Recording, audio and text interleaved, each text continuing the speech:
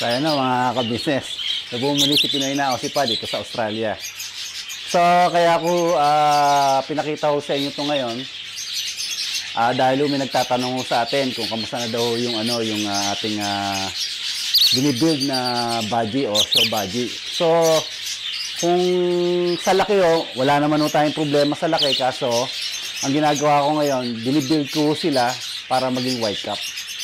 So, ayan magandang araw sa inyong lahat at sana nasa mabuting kayong kalagayan. So, yun nga So, ayan na yung bagong inakay natin. Split white cap po siya kasi yung kapatid niya white cap din. So, maganda naman 5 ang tinransfer ko sila. Papakita ko sa inyo mamaya yung mga magulang ko nito. Tinransfer ko sila, nagano ako ng white cap kasi yung white cap ko, nag-start ako sa parakit lang. So, nilagay ko sila doon sa medyo sinasabi nating budgie. So, ito yung unang clutch. Papakita ko rin sa inyo yung white cap. Ayan siya. Batang-bata pa pero malaki yung kaso nga lang, yung marking wala masyado. So, ipapakita ko sa inyo yung white cap na.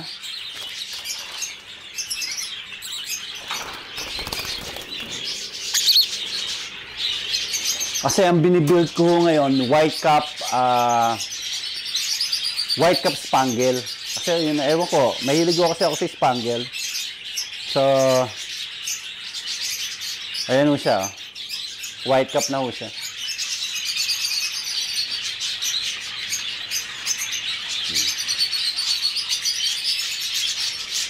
So, kasi nga na-solid na natin yung white cap natin dahil nag-ano ako ng back-to-back na white cap. So, kaya yung kahit isang white cap lang ang ating ang ating ilagay.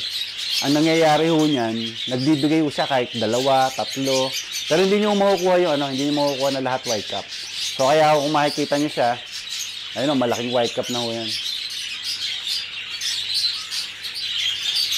So kasi yun ang inaano dito ng mga Aussie.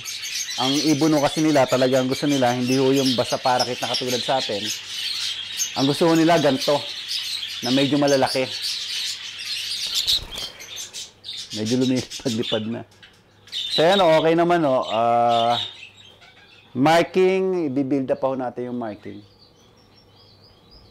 Pero sa laki, yung ganda ng pagkakasukat niya, so pag transfer ko pa ito ulit sa budgie na, kasi dalawa yung budgie na kinonek ko 2 pares, 2 budgie na white cap na. Kaso nga lang hindi yung ganun kasing laking budgie. Parang budgie kit. So tingnan natin bago i-ano ko sila dito. I-prepare ko sila dito. So lalaki na ng lalaki yan. Tapos yun yung maganda dahil inumpisahan ko na i-build bago i-transfer naman natin dito yung palo at saka yung frill back. So kagaya niya nasabi ko sa inyo, dahil dito, dahil sa pagkikreate natin ng mutation, nagkakaroon na tayo ng business. Hindi lang sinasabi natin na hindi lang ibon-ibon. Dati hobby ko lang, ngayon naging business na talaga. Kasi nga dahil daw sa frill back, sinasabi ko nga sa inyo na ibebenta ko yung frill back ng ang babae is 200 to 250 conforme. Kapag yun na naging rainbow, maaaring may angat ko po sa $300. Pero pagka pangaraniwan, blue, green, o kung maganda-ganda yung spangle, maaari yung maitaas din natin. Pero pagka babae kalimitan sa akin, 200. 200 ang bentahan ng lalaki, 100 to 150. Kasi napakahirap pong ng babae. So sa akin, sa experience ko, sa akin yun. Nahihirapan akong kumuha ng maraming babae. At pagka nakakuha ako ng babae, hindi yun naman gamisan, hindi yun ganun kaganda kulay. So kaya yung babae, minamahalan ko.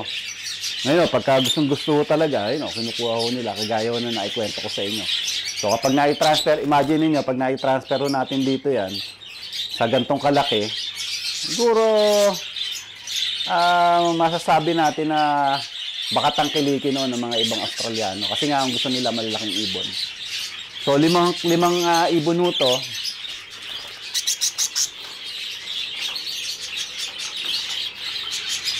Ito, white cap din, kapatid niya. Kaya ang kulay ho, ayan, blue, cobalt. Blue lang siya.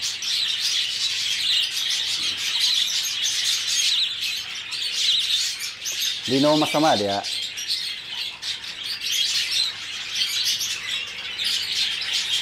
So, madali lang naman no, kasi nga ang sinasabi ko sa inyo, kapag ho kayo nag-anuho nito, kapag ho kayo nagbe-breed, kailangan nyo is bigyan nyo ng gulay.